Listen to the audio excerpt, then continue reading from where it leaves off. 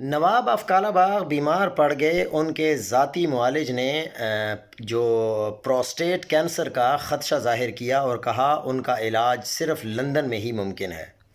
نواب صاحب لندن جانے پر راضی ہو گئے تو ان کے معالج نے لندن کے ایک مشہور ماہر سرطان ڈاکٹر جو ان کے استاد بھی تھے ان سے اپوائنٹمنٹ لی اور نواب صاحب کو لے کر لندن چلے گئے۔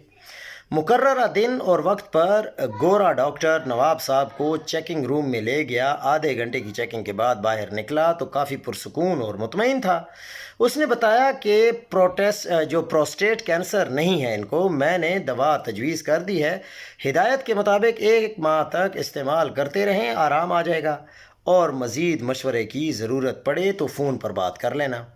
رخصت ہونے سے قبل گورے ڈاکٹر نے نواب صاحب کے ذاتی معالج یعنی اپنے شاگرد کی اس کے بازو کو پکڑا اور ایک طرف لے گیا۔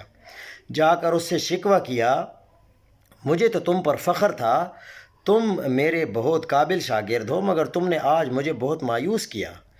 جب صرف ایک انگلی مریض کی ریکٹم میں ڈال کر پتہ چل سکتا تھا کہ اس سے پروسٹیٹ کینسر ہے یا نہیں، تو تم اسے اتنے پیسے خرچ کر کے اتنی دور میرے پاس لندن کیوں لے کر آئے؟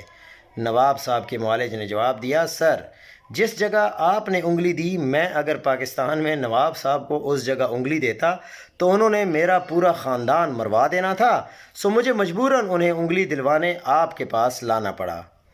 یہ مکمل غیر سیاسی لندن سے علاج کے لیے جو پوسٹ ہے وہ ہم نے اس لیے کی ہے، باقی آپ خود سمجھدار ہیں۔